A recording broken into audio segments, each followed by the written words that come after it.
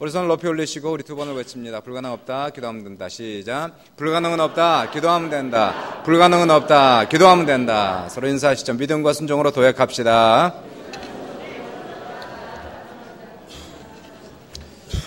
네, 오늘 은혜 받으신 말씀을 같이 우리 교독합니다. 마태복음 24장 1절에서 15절. 마태복음 24장 1절로부터 15절 말씀을 같이 보겠습니다.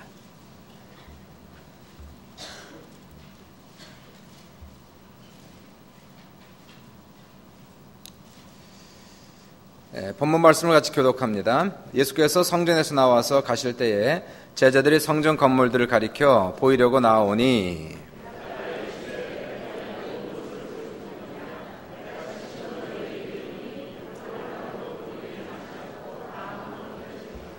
예수께서 감람산 위에 앉으셨을 때에 제자들이 조용히 와서 이르되 우리에게 이르소서 어느 때 이런 일이 있겠사오며 또 주의 임하심과 세상 끝에는 무슨 징조가 있사오리이까.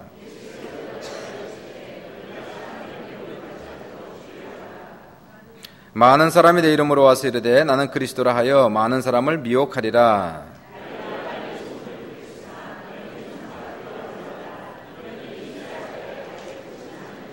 민족이 민족을, 나라가 나라를 대적하여 일어나겠고 곳곳에 기근과 지진이 있으리니 그때 사람들이 너희를 환난에 넘겨주겠으며 너희를 죽이리니 너희가 내 이름 때문에 모든 민족에게 미움을 받으리라.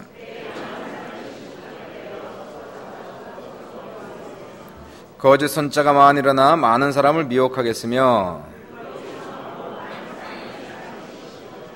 그러나 끝까지 견디는 자는 구원을 얻으리라.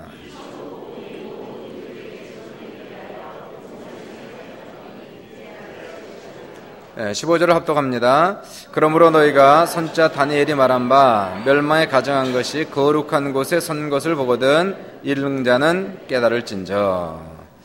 아멘. 오늘 귀한 우리 최바울 선교사님을 모시게 돼서 참으로 감사하고 영광으로 생각합니다.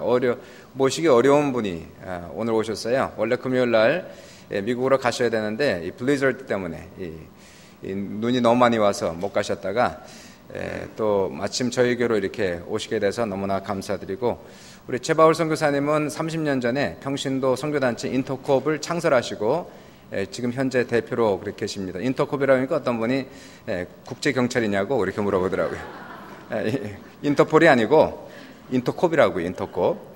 30년 전에 그 당시에는 그 평신도 선교단체가 없었어요. 그때 우리 최바울 선교사님께서 30년 전에 터키로 최초로 한인 선교사로 파송되면서 동시에 이 인터콥을 창설을 하시고 지금 30년 동안 약 700명 정도의 선교사님들이, 자비량 선교사죠. 이분들이 지금 이슬람권에 다 나가서 엄청난 큰 사역들을 지금 하고 계십니다. 저희 교회도 한 3년 전에 인터콥을 통해서 시리아에 저희들 다녀왔는데 아주 대단한 그러한 단체입니다. 생명 걸고 복음 전하는 귀한 그러한 그룹이십니다.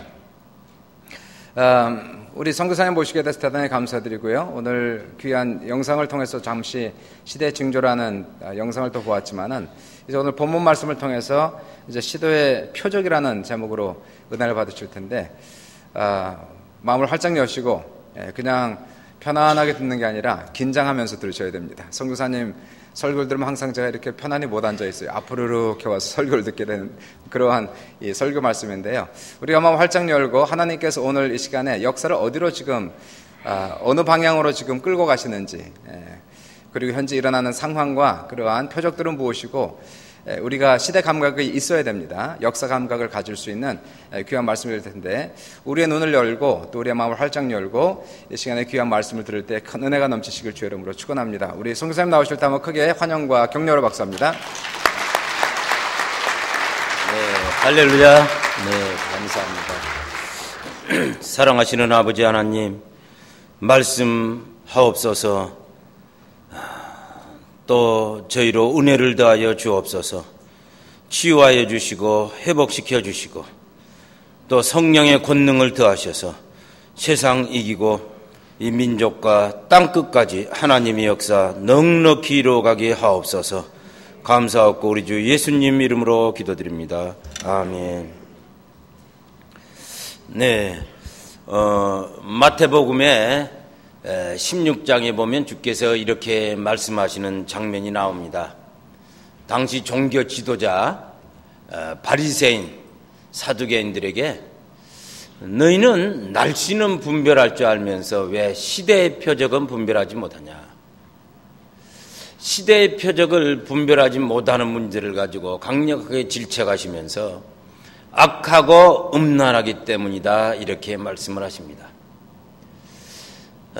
시대의 표적은 날씨를 분별하는 것처럼 관심만 있으면 대략 알 수 있는 건데, 문제는 너무 관심이 없어서 시대의 표적에는 관심이 없고 주로 자기 집착적인 종교 행위의 반복을 하는 이 바리새인들을 강력하게 질책하셨어요. 그러면서 악하고 음란한 세대여, 이렇게 지칭을 하셨습니다. 우리가 이 시대를 보면 정말 마지막 시대다, 이런 생각을 아니할 수 없습니다. 여러분, 동영상으로 그런 여러 현상들을 스케치해서 잠시 보여드렸는데요. 지진하며 지구적인 현상입니다. 또 기근하며, 아니 무슨 기근입니까? 이렇게 말하실지 모르겠지만 지금 세계 인구가 70억인데 10억의 인구가 굶주려서 몸부림칩니다. 10억이. 그런데 1년에 생산되는 식량은 80억이 먹을 게 생산되는데 10억이 남잖아요? 인구가 70억이니까. 그런데 어떻게 10억이 굶주려서 난리냐?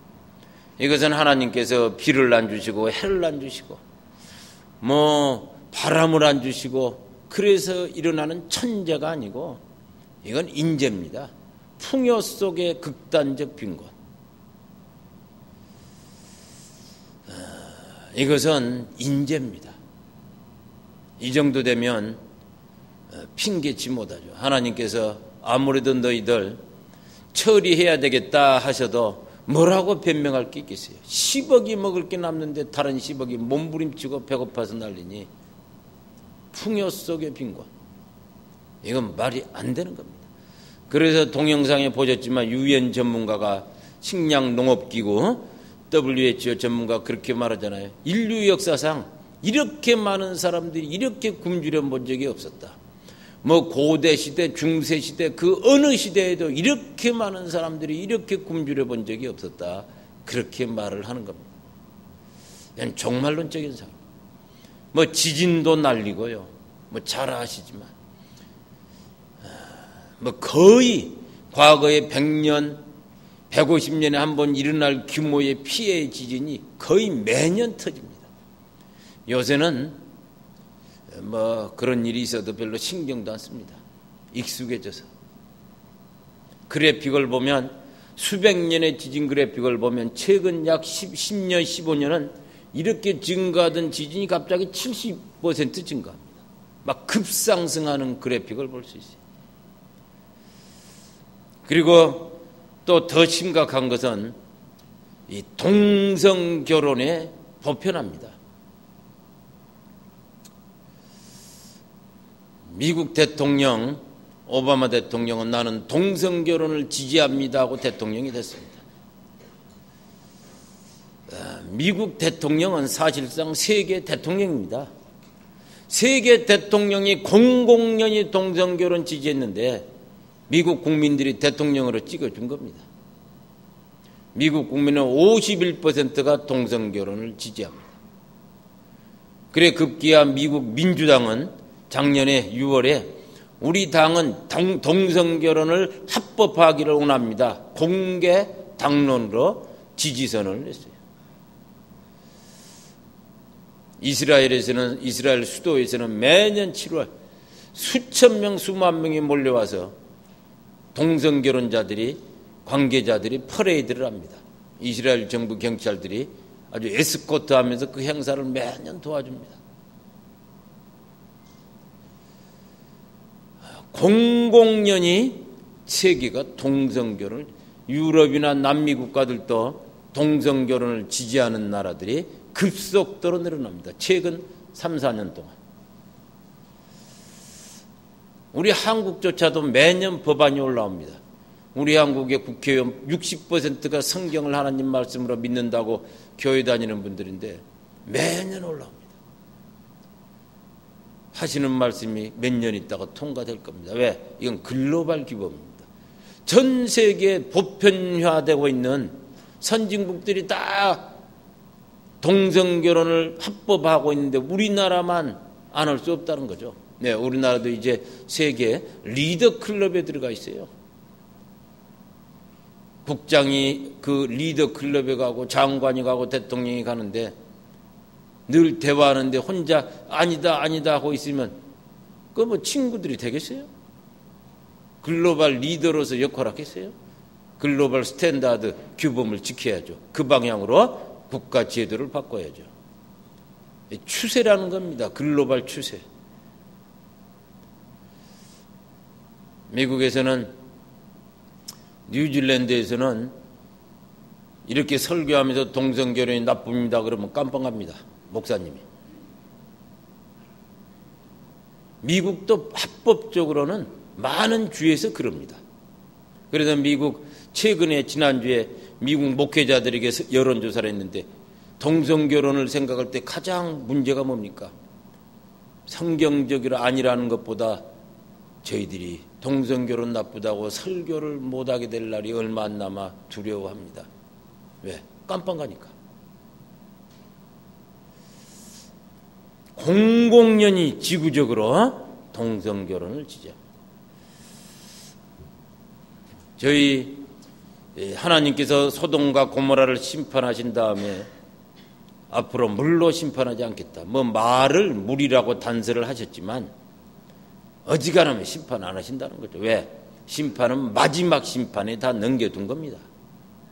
인내하시는 거죠. 그런데 예외가 있었습니다. 소돔과 고모라. 불로 심판을 하셨는데 왜 심판을 어지간하면 안 하시는 걸로 아는데 이렇게 심판을 하십니까? 당신이 설명을 하셨어요. 죄가 너무 만연해서. 그러면서 그 사례로 든 게 덴납백주의 공공연히 동성관계. 이 정도면 처리한다는 겁니다. 지금 전 세계가 공공연히 동성관계. 이건 종말론적 현상입니다. 이런 현상을 우리 크리스찬들이 보면서도 그냥 하나의 뉴스로 듣지 찌찌찌하지 이게 우리 성경적 하나님의 역사적 맥락에서 생각하지 않습니다. 이건 임박한 종말을 표시하는 징조예요. 모든 징조는 글로벌 현상입니다. 지구적으로 공공연히 보여주시는 거예요. 왜? 핑계치 못하리라. 들었지 않냐? 받지 않냐? 전 그게 그건지 몰랐는데요. 할 수 없는 거죠. 깨어있지 않았으니 할 수 없는 거죠. 핑계치 못하리라. 하나님은 공의, 저스티스의 하나님이세요. 다 보라, 다 들으라. 그런데 깨어있지 않았으니 할 수 없는 거죠. 우리는 이미 심각한 현상에 도전을 받고 있습니다. 복제기술. 이미 대한민국이 난리를 피웠었고 세계가 지금 35개 국가가 국가 지원으로 공공연히 복제기술을 개발합니다. 물론 지금은 불치병 고치기 위해서 동물 복제를 연구합니다. 기관 복제를 연구합니다. 이렇게 말을 합니다. 그러나 여러분 생각해 보세요. 인간 죄인입니다. 불치병 고친다. 이 기관 복제해서 불치병 고치고 동물 복제하고 이것으로 끝날 것 같아요? 인간 죄인이에요. 결국은 인간 만들어내겠다고 할 겁니다. 사람들이 자꾸 잊어버립니다. 어떤 장로님이 저한테 그러더라고요. 닥터가. 아니 그 불치병 고치고 좋은 일 아닙니까? 그 정도는 당연히 우리도 지지하죠. 문제는 그분이 모르시는 게 있어요. 인간 죄인입니다. 하나님 나라의 지식 제1장 1조 인간론, 인간 죄인이다. 자꾸 자꾸 잊어버리시는 거예요. 어떤 사악한 과학자가 무인도섬 비밀 실험실을 만들어 놓고 나 인간 복제해서 수십만 명 만들어서 세계 지배하겠다.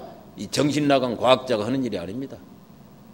세계 공인된 국가들이 공공연히 우리가 낸 세금으로 그거 하고 있는 거예요. 글로벌 현상입니다. 하나님께서 인간이 아담과 하와가 타락하자마자 긴급 조치를 취하셨어요. 전능자의 긴급 조치. 생명나무로 가는 길을 막아라. 천사들, 그룹들, 화영검, 불칼을 동원해서 긴급 조치를 하셨어요. 창세기 3장 24절 딱 한 절 나옵니다. 앞도 없고 뒤도 없고 설명도 없어요. 생명나무로 가는 길을 막아라. 아니, 전능자가 왜 이렇게 난리십니까? 당신은 전능하지 않으십니까? 전능자의 긴급조치. 인간들이나 긴급조치하는 거죠. 무슨 전능자가. 죄인이 생명을 취하면 우주재앙입니다. 그 뒤로 이 주제가 성경에서도 다뤄본 적이 없고 인류 역사에서 다뤄본 적이 없어요. 마치 섬광처럼 창세기 3장 24절 한 절 딱 나오고 그 뒤로 이 주제가 이슈가 다뤄본 적이 없어요. 근데 갑자기 최근 10년 15년 글로벌 지구적인 주제로 갑자기 떴고 지금은 너무 익숙해서 그 문제를 누가 시비 거는 사람도 없습니다. 그냥 하는 거예요. 익숙해져서 질문하는 사람도 없어요. 우리 크리스찬으로서는 불치병을 고치는 이런 연구 당연히 해야죠. 이걸 문제 삼는 게 아닙니다.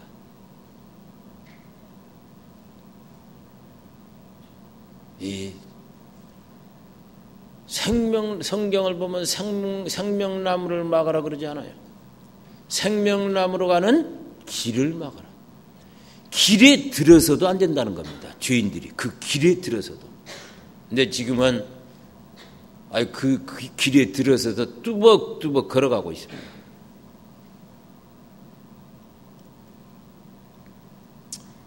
세계가 종말론적 현상으로, 지구가 종말론적 현상으로 충만합니다.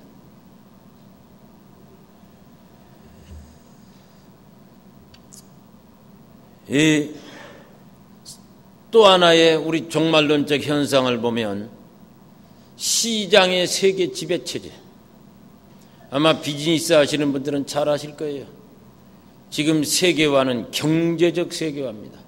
세계를 하나의 시장으로 만드는 경제적 세계화 거의 완성됐습니다. 그럼 그 결과가 뭐냐? 시장이 지배하는 세계체제. 지금은 세계에서 가장 강력한 힘은 군사력도 아니요, 경찰력도 아니요, 정치력도 아니요, 시장입니다. 모든 국가의 가장 제1순위로 파워가 있는 장관은 누굽니까? 국방부 장관? 그런 시절 옛날입니다. 경제부처 장관. 왜? 그 문제가 최대의 과제니까. 모든 국가가. 재경부 장관. 그 중에서도 재경부. 왜? 금융. 지금은 과거에는 우리가 농장을 하면서 살았어요. 먹거리를 만들고. 목장을 하면서 단백질, 고기를 하면서 살았어요. 그리고 공장을 만들어서 필요한 물건을 만들었습니다. 그게 농장, 공장, 목장. 이게 보통 착한 사람들의 우리 삶이었어요. 근데 지금은 농장, 목장, 공장은 아무 힘이 없습니다. 빚더미에 쌓여 있어요.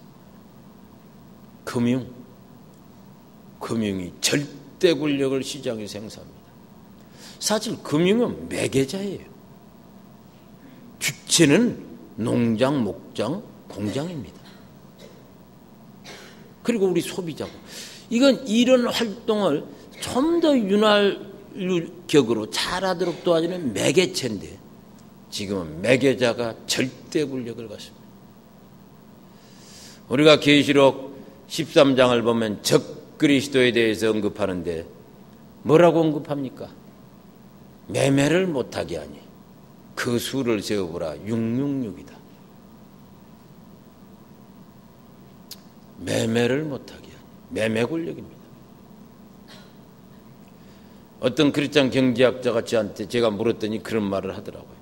2000년 전에 이 매매라는 개념이 그 당시 고대 경제에서 별 의미가 없는데 그때는 어차피 대부분 물물교환이 주니까 화폐 경제라는 게 극히 제한적이고 어떻게 매매라는 것을 중심에 놓고 다뤘냐.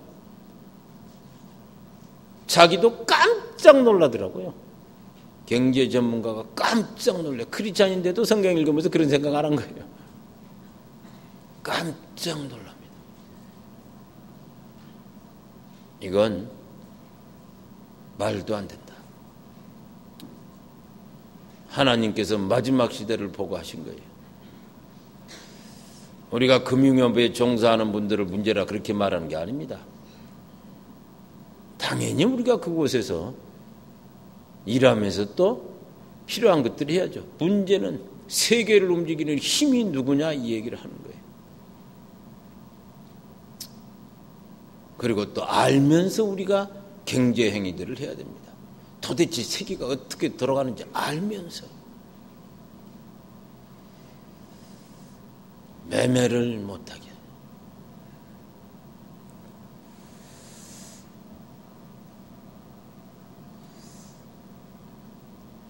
사실은 저희들은 이미 잘 알고 있습니다. 마지막에 대한 절대적인 징조 중에 하나가, 보편적인 징조 중에 하나가 뭔지, 이스라엘 민족을 향한 예언과 성취. 주께서 이미 오시기 전에 구약에서 흩어지리라. 그러나 마지막 때 내가 너희를 다시 모으리라 하시더니 구약의 그 많은 예언세의 예언들, 이스라엘 민족을 향한 1948년에 다시 돌아왔어요. 그 2000년 만에. 지나간 얘기라 우리가 잊어버리고 별 의미를 안 두지만 사실은 엄청난 사건입니다. 1948년 이스라엘 2000년 만에 복귀. 여러분 생각해 보세요. 한 민족이 여기 살다가 어떤 덕으로 집단 이동했어요. 다른 연유로. 200년 만에 다시 돌아와서 다시 나라를 세웠어. 이해할 수 있죠. 물론 이런 일도 없습니다. 300년 만에 돌아와서 나라를 세운다. 생각할 수 있죠. 물론 이런 일도 없어요. 전 세계에 흩어졌던 민족들이 2000년 만에 돌아와서 나라를 세운다? 이건 과학적으로, 학문적으로 설명 불가능입니다. 과학이라는 것과 학문이라는 것은 진화 단계가 있어야 돼요. 민족이 갔다가 돌아와서 200년 만에 그럴 수 있잖아요. 그러니까 예외. 그럴 수 있지만 사례가 없기 때문에 예외. 그 다음에 300년 만에 돌아온 게 있어요. 200년, 300년. 그 다음에 500년 만에 돌아온 거 있어요. 500년. 진화 단계가 있죠. 200년, 300년, 500년. 그러면 1000년도 있을 수 있는 겁니다. 2000년도 있을 수 있는 거예요. 아예 없다가 2000년 만에. 이것은 설명 불가능입니다. 이것을 보고 이런 학자들이 뭐라 그럽니까? 기적이라고 말해야 되는데 학문에서는 기적을 인정하지 않잖아요. 딜레마입니다. 딜레마. 하나님이 하신 일이에요. 이건 우리의 전도 재료입니다. 엄청난 하나님이 역사에 개입하시고 살아계시고 말씀하시고 그 예언을 성취하시는 엄청난 증거예요. 우리는 이걸 사용 안 합니다. 전도 재료로. 미라클이란 말을 하기 싫으면 하나님을 받아들여야죠. 왜? 이미 그러겠다고 말씀이 있잖아요. 구약에. 이미 말씀이 있잖아요. 그리고 성취가 있잖아요. 말씀 없어도 하나님의 존재를 인정해야 될 판인데 왜? 과거 선택했던 민족 아닙니까, 유대인이? 하물며 말씀하시고 실천하셨으니 1948년 유대인들이 돌아온 다음에 세계는 엄청난 속도로 종말론적 현상이 막 급진전합니다.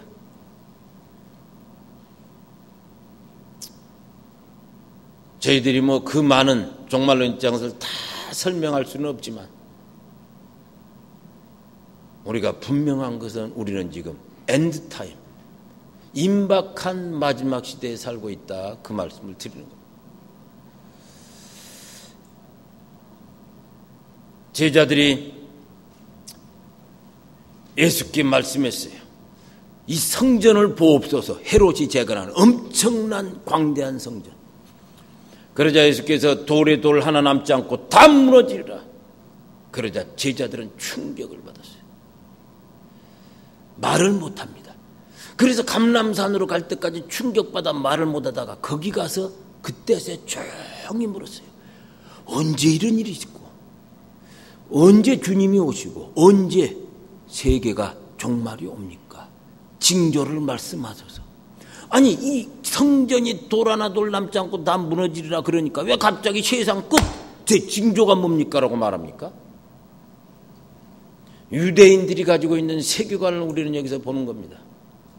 유대인들은 세계는 예루살렘 중심으로 하나님이 통치한다고 믿었어요. 왜? 거기에 예루살렘 성전, 예루살렘 거룩한 성전에 임재하셔서 예루살렘을 당신의 보좌로 삼아 세계를 통치하시는 하나님. 그러니 유대인은 선민이고, 그래서 예루살렘 성전과 예루살렘과 유대 민족의 운명은 절대 분리될 수 없는 겁니다. 그러면 성전이 무너지면 예루살렘도 해체되는 거고 유대 민족도 깨지는 거고, 그럼 뭐죠? 세계는 종말이죠. 하나님은 유대인을 중심으로 세계를 움직이니 세계는 끝이죠. 이게 유대인의 세계관이었어요. 그러니까 당연히 성전 무너진다는 그 말에 엄청난 충격을 받는 거죠. 그러니까 질문이, 언제 이런 일이 있고, 그럼 주님이 언제 오시고 세상 끝의 징조가 뭡니까? 그러니까 이거에 대해서 주님이 대답하시는 거예요. 그러니까 이 마태복음 24장은 예루살렘 성전이 무너지는 것도 말씀하지만 주로 임박한 세상 끝에 대한 징조를 말씀하고 계시는 거예요. 그래서 주께서 뭐 지진이 있다, 기근이 있다, 이건 다 글로벌 현상이어야 되죠. 우리 동네에 무슨 일이 있다고 해서 그게 세상 끝이 오는 게 아니고 지구적인 현상. 뭐 등등을 쭉 말씀하시다가 결국 뭐라고 그럽니까? 모든 민족의 복음이 증거되어야 하리니 그때서야 끝이 오리라. 유대인은 자기 민족의 이 붕괴가 세계의 종말로 알았어요. 유대 민족 중심주의. 그런데 주님은 너희들이 깨져서 세계가 끝이 오는 게 아니다. 모든 민족으로. 그래 유대인들은 이걸 이해하지 못합니다. 그래서 초대 유대인이면서 예수를 믿었던 초대 그리스도인들은 도대체 이해하지 못했어요. 아니나 다를까 주 70년에 로마 군대가 몰려와서 예루살렘 성전과 예루살렘을 깨버리고 그들이 이제 흩어지기 시작합니다. 그러니까 이루어졌잖아요. 그런데 세계는 멀쩡하거든. 세계가 종말에 안 왔거든. 그러니까 이걸 이해하지 못하는 거예요. 예수를 믿었는데도. 그러니까 마태가 성령께서 말씀하신 거죠. 주께서 말씀하시지 않았냐? 유대인이 예루살렘 성전이 깨지고 유대인이 깨진다고 종말이 오는 게 아니고 모든 민족의 복음이 증거돼야 주님이 오신다고 말하지 않았냐? 그리고 마지막 유언도 기억하지 못하냐? 하늘과 땅의 모든 권세를 내게 주셨으니 너희는 가서 모든 민족으로 제자 삼아라. 마지막 유언도 기억하지 못하냐? 유대민족? 모든 민족.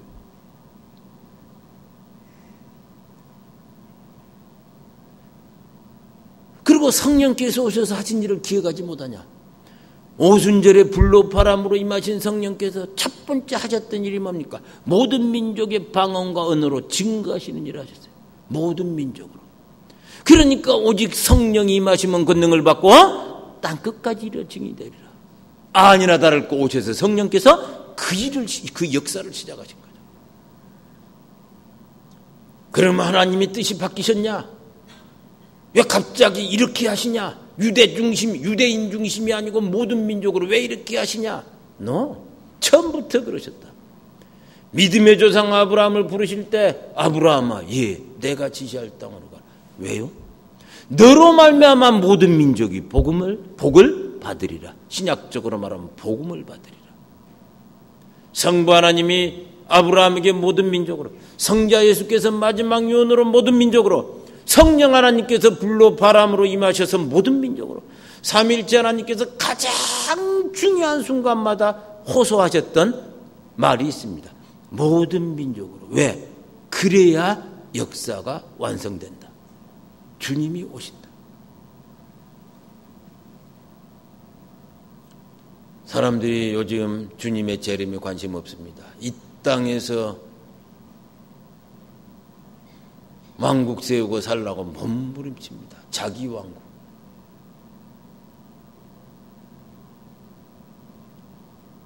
사실상 배신이죠.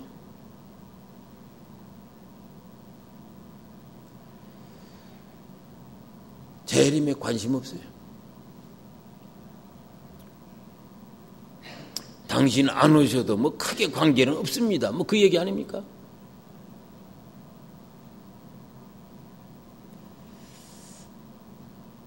모든 민족.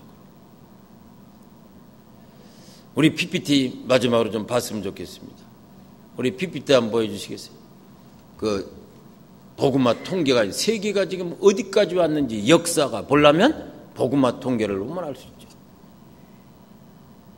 왜 세계 민족이 몇 개고 그 중에 얼만큼 복음을 받았습니까? 그러면 대충 알 수 있죠. 1989년에 처음으로 나온 통계입니다. 세계에는 24,000개의 크고 작은 민족들이 있습니다. 엄청나게 많은 거죠. 이 중에서 국가를 이루고 있는 민족이 약 270개. 어떤 민족이 독립국가를 이루고 있다? 엄청난 특권입니다. 엄청난 특권이에요. 귀족 민족입니다. 세계 민족 중에 로얄 귀족 민족이에요.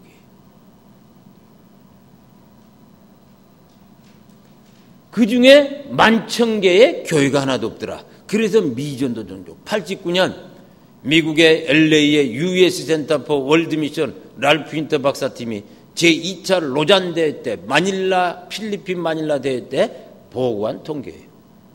15년을 연구해서 보고한 겁니다.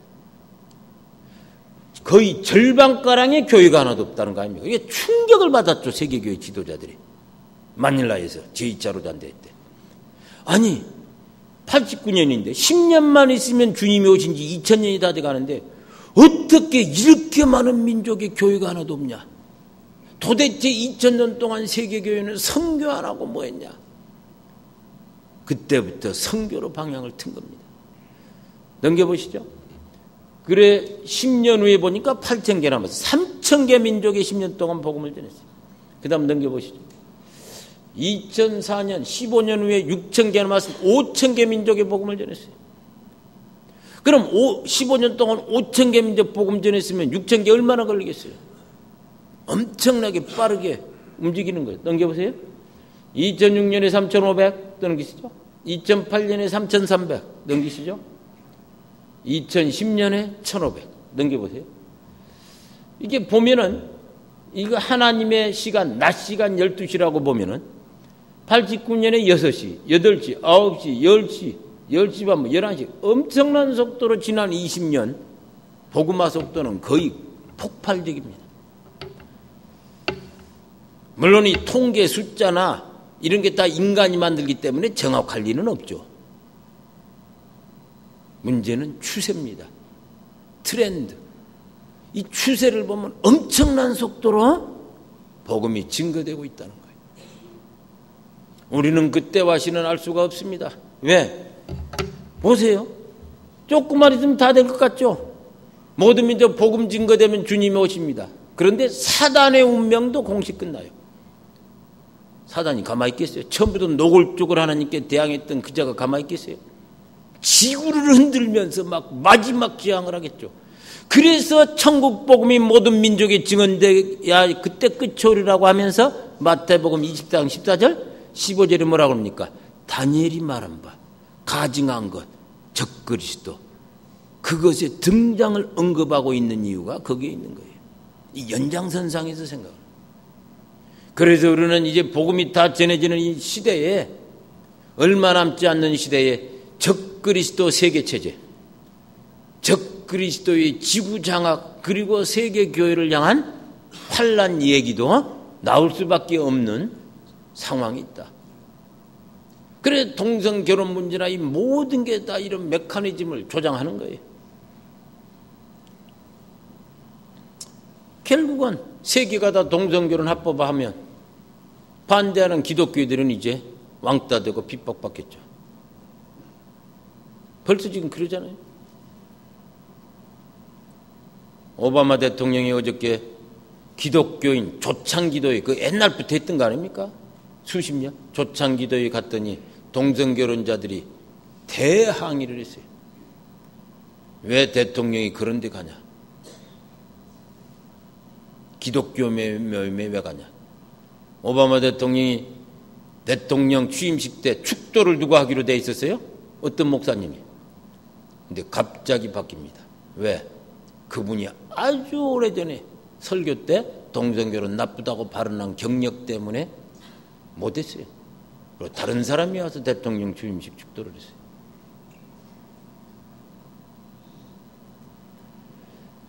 이 동성결혼 하나 문제가 아닙니다. 이건 극히 하나의 현상입니다.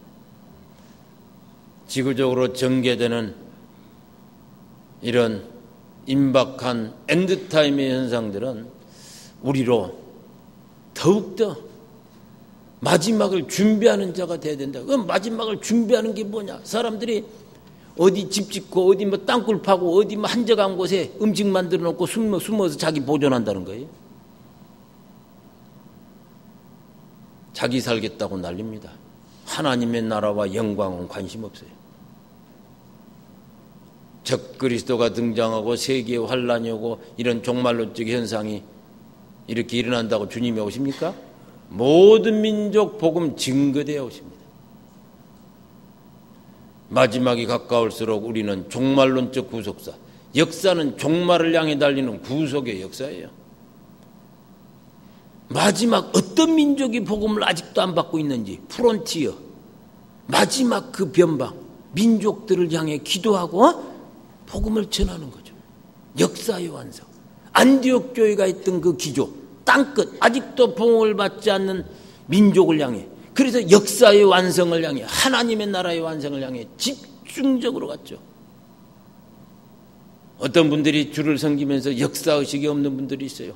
그냥 자기 생각과 자기 어떤 의견에 따라 섬깁니다. 하나님의 역사에 관심이 없어요. 우리가 이미 복음이 전해졌는데 연약한 교회들을 당연히 섬겨야죠. 리더십 교육도 하고 신학교도 하고. 그러나 한편 또 우리가 전심해서 해야 될 게 있습니다. 복음을 받지 않는 저 민족들, 그게 다 어디입니까? 복음을 받지 않는 민족들의 95%가 이슬람권에 다 속해 있어요. 예루살렘과 그 주변입니다.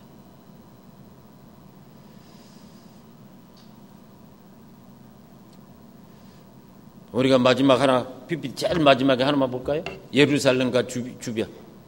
자, 뒤로 한번 보세요. 예. 좀 크지만 좀 줄여보시면 앞으로. 예. 지금 세계 복음화 상황을 매핑을 해보니까 복음이 대략 다 과거에 전해졌고 또 전해졌어요. 그런데 예루살렘과 그 주변만 이상하게 강력하게 복음을 거부하는 상황에 놓여 있다 이거죠. 이렇지 않을 수 있잖아요. 여기도 복음 전해주고 뭐 남아프리카 공화국과 그 주변이, 아니면 한반도와 그 주변이, 아니면 브라질과 그 주변이. 그래서 세계교회가 야 저쪽만 복음 열심히 전하면 되겠습니다로 그쪽을 향해 갈 수 있잖아요. 그게 아니에요. 예루살렘과 그 주변. 왜?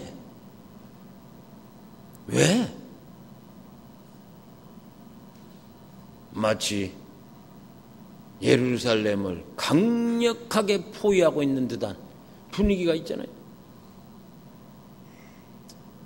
전쟁입니다. 어떻게 보면 지구 영적 전쟁이에요.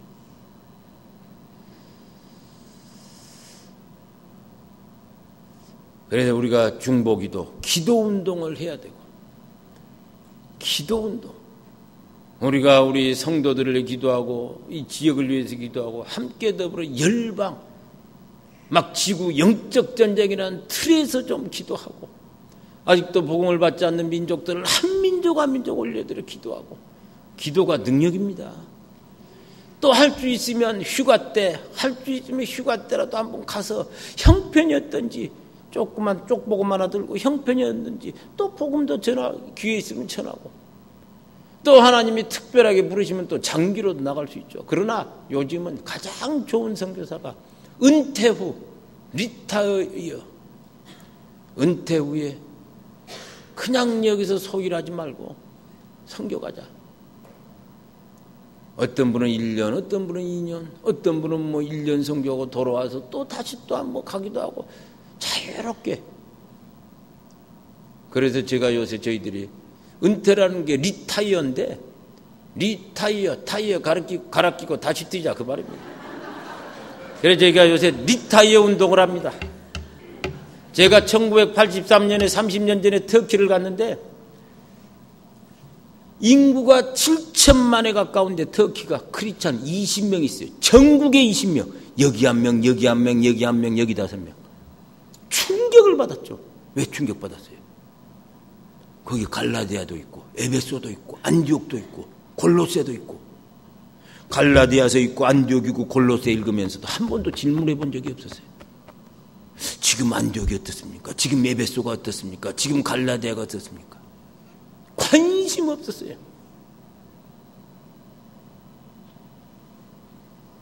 제가 수도 앙카라에 가서 선교했는데 시작은 한 명도 크리스찬이 없었어요. 그래서 제가 한 명 한 명 젊은이 중심으로 전도를 해서 최초 교회를 하나님의 은혜로 세웠는데 저는 10년 만에 투옥됐다가 쫓겨났죠. 그래도 지금 그 교회가 터키에서는 제일 큰 교회입니다. 현지인 교회. 제가 이번에 여름에 가봤더니 그 교회가 앙카라 내에 4개의 지교회를 세웠더라고요. 그리고 지방에도 한 2개 세우고. 저는 충격받았어요. 30년 전에. 크리스찬이 없다는 것도 놀랍지만 매일 우리가 보는 에베소, 안디옥, 갈라디아, 지금의 안디옥을 묻지 않아. 그럼 맨날 우리가 성경에서 보는 이런 지역도 이렇게 관심이 없는데 다른 곳엔 누가 관심을 갖겠어요? 누가? 맨날 보는데도 이렇게 관심이 없는데.